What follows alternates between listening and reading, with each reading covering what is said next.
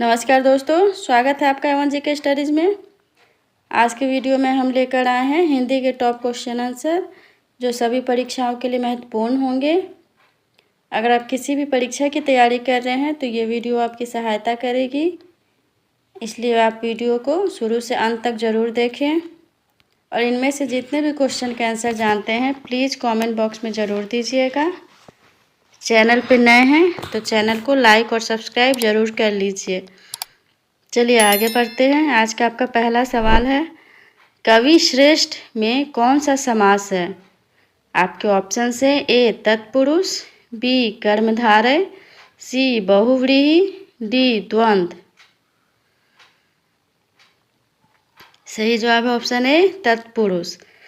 कवि श्रेष्ठ शब्द में अधिकरण तत्पुरुष समास है। इसका समास विग्रह है कवियों में श्रेष्ठ। जिस समास में कारक चिन्ह में पर हो वहाँ अधिकरण तत्पुरुष समास होता है।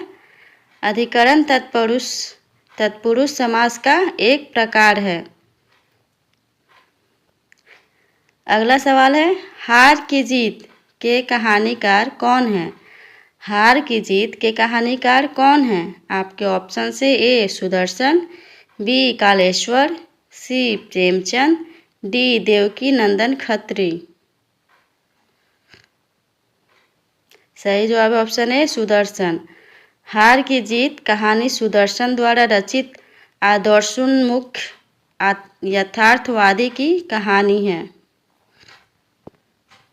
अगला सवाल है, ज्ञानपीठ पुरस्कार किस क्षेत्र में दिया जाता है? ज्ञानपीठ पुरस्कार किस क्षेत्र में दिया जाता है? आपके ऑप्शन से ए सिनेमा, बी विज्ञान, सी समाज सेवा, डी साहित्य।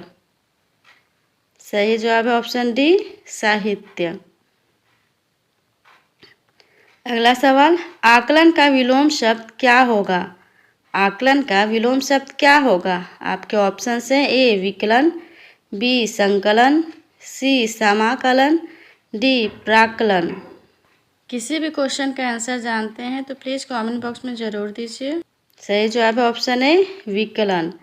आकलन का विलोम शब्द विकलन होगा। अगला सवाल, निम्न में से घटिका का अर्थ क्या है? आपके ऑप्शन से ए घोड़ा, बी घड़ा, सी घड़ी, डी घर। बताइए घटिका का अर्थ क्या है? सही जवाब है ऑप्शन सी घड़ी। घटिका का अर्थ घड़ी होता है। अगला सवाल है, कुल कानन कुंडल मोर पखा उर्पे बनमाल विराजत है। इस पंक्ति में कौन सा अलंकार है? आपके ऑप्शन से ए रूपक, बी श्लेष, सी उत्प्रेक्षा, डी अनुप्रास। सही जवाब है ऑप्शन डी अनुप्रास। जहाँ किसी वर्ण की बार बार आवृत्ति होती है वहाँ अनुप्रास अलंकार होता है। अगला सवाल, ओखली का तत्सम क्या होगा?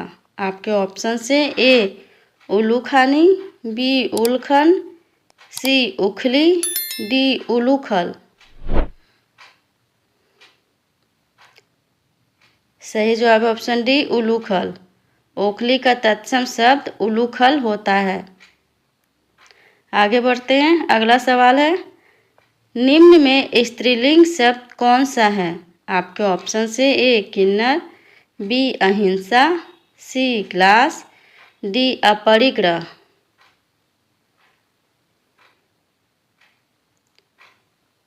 सही जवाब है ऑप्शन बी अहिंसा।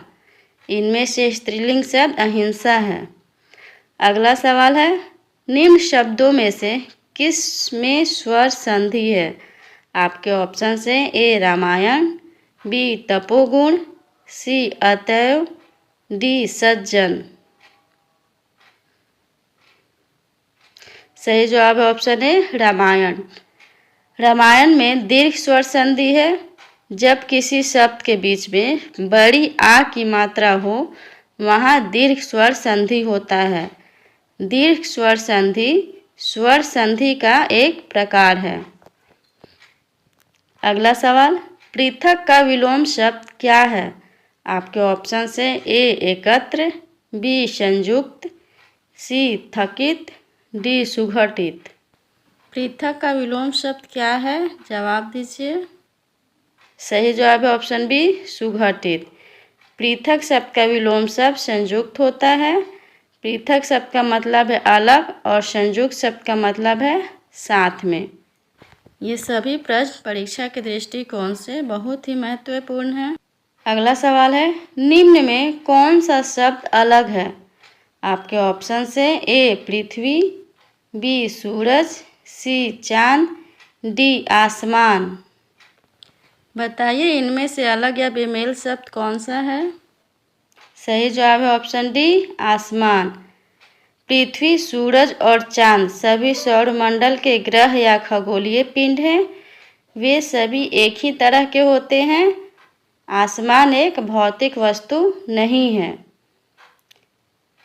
अगला सवाल है, रस खानी कबौ इन आखिन ते ब्रज के बान बाग तड़ाग निहारो में कौन सा छंद है? आपके ऑप्शन से ए दोहा, बी सवाया, सी मालिनी, डी सोरठा। सही जवाब है ऑप्शन बी सवाया। अगला सवाल, पृथ्वीराज रासो किस काल की रचना है?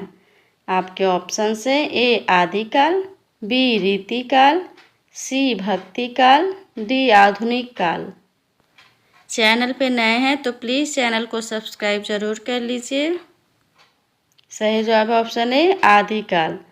पृथ्वीराज रासो की रचना आदिकालीन कवि चंद बरदाई ने की थी। यह हिंदी का महाकाव्य माना जाता है।